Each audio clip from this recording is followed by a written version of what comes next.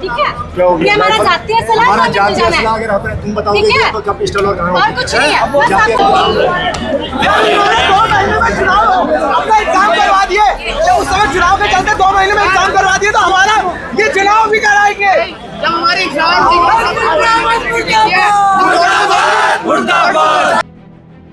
चुनाव के सबसे ज्यादा संख्या वाले MBPG कॉलेज में छात्र संघ चुनाव नहीं होने की खबर मिलने के बाद से छात्रों में उबाल आ गया। छात्रों ने कॉलेज प्रशासन और सरकार के खिलाफ जमकर नारेबाजी की।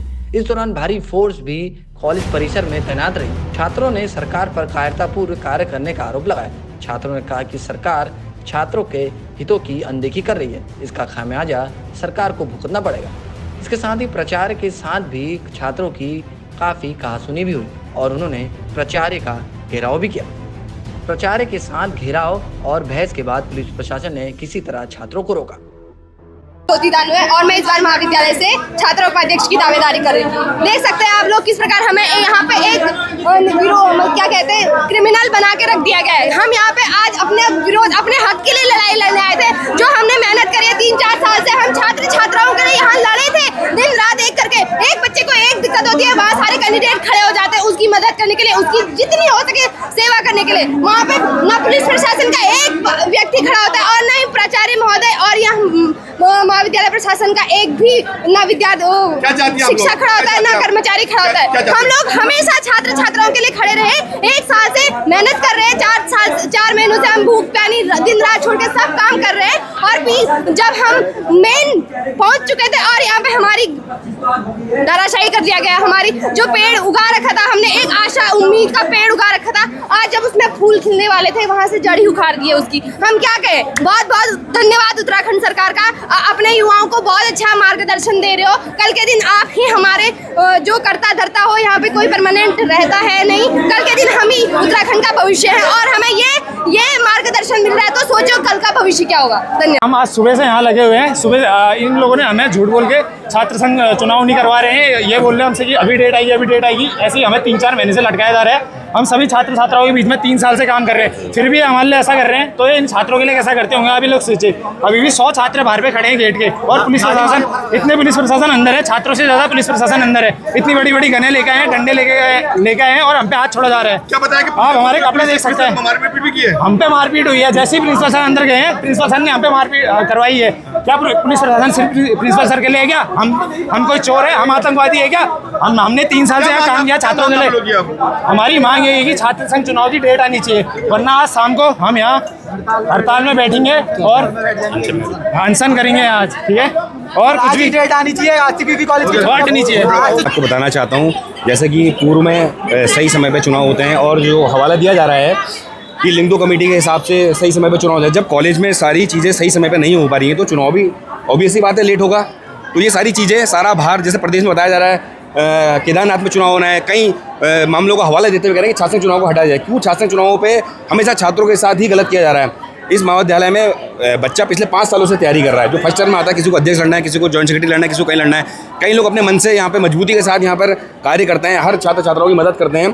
तो उनके जो सपने हैं साकार, किसी को नेता बनना है, किसी को कुछ करना है, तो उनके सारे सपने यहाँ पर आज सरकार पानी फेर रही है। और ये केवल पानी ही नहीं फेर रही है, ये एक ऐसी स्ट्रेटेजी है जिससे कि ज़मीनी स्तर पर नेताओं को ख़त्म किया जा रहा है। जो छात्र नेता हैं, जिन्हें पता है कि छात्र नेता एक नींव होती है नेतागिरी की, तो फ्यूचर इनका खत्म किया जा रहा है। सारे छात्र नेताओं को यहीं दबा दिया जा रहा है, दफन किया जा रहा है और उनका गला घोट दिया जा रहा है, ताकि यहाँ पे प्रदेश में इस प्रकार की नेतागिरी आगे ना आ पाए।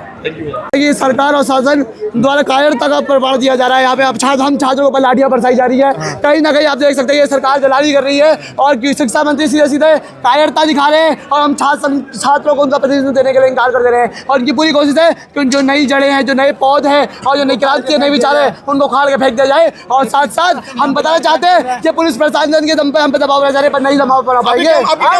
हमारी ये मांग है शासन चुनाव जल्द से जल्द कराई जाए। क्यों एकदम समझते हैं, क्यों नहीं पिछला साल हो सकता है, इस साल क्यों नहीं हो सकता है? कायर है, शिक्षा मंत्री भी कायर है और प्रशासन भी कायर है और सरकार भी कायर है। हम एक अगर जो व्यक्ति पूरे वर्ष भर अपनी तैयारी कर रहा है, इनने लिंगो समिति में कह रखा है कि 45 सत्र शुरू होने के 45 दिन के अंदर चुनाव होना चाहिए। इसमें हम छात्र नेताओं की क्या गलती है?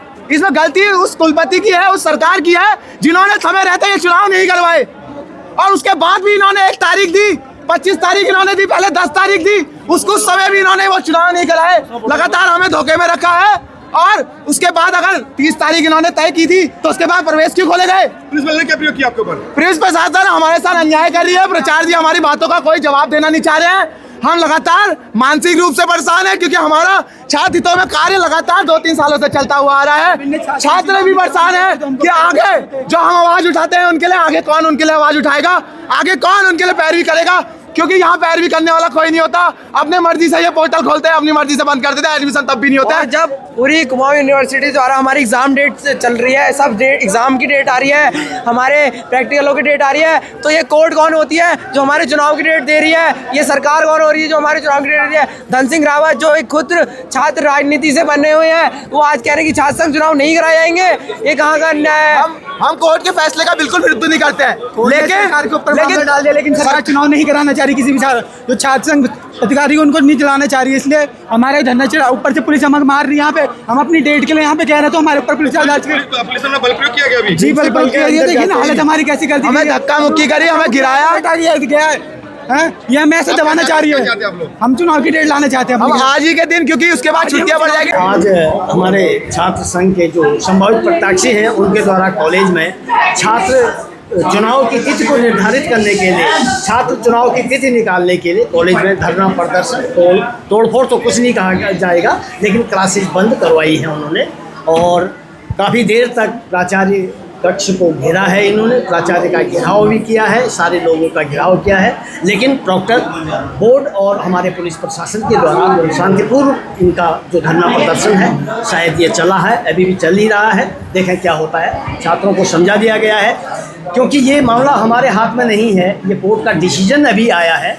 कोर्ट का डिसीजन आने के बाद इन लोगों ने जो समाचार पत्रों और प्रिंट मीडिया से जो खबर पड़ी है उसी के एवज में आज यहाँ पर ये धरना प्रदर्शन कार्य सर, ये गो बैक के नारे लग रहे हैं और आपने बदसलूकी भी की है, उसके खिलाफ क्या कार्रवाई करेंगे छात्रों की? नहीं, अब ये ऐसा है, छात्रों की भीड़ है, बदसलूकी तो मैं इसको नहीं कहूँगा, लेकिन उन्होंने मतलब मेरे को घेरने की कोशिश की। मैं बार बार उनको समझा रहा था ये शासन का निर्णय है, ये हमारे हाथ में कुछ नहीं है और तुम्हारा जो ये धरना प्रदर्शन है इसकी डिमांड हम उच्च अधिकारियों को प्रेषित कर दिए हैं और उसका भी पत्र मैंने उनको देना चाहा, उन्होंने पत्र नहीं दिया है, लेकिन हमने अपने उच्च अधिकारियों को ये पत्र प्रेषित कर दिया गया है कि जिसमें छात्रों की ये मांग है कि आप चुनाव की तिथि तुरंत निर्धारित करें।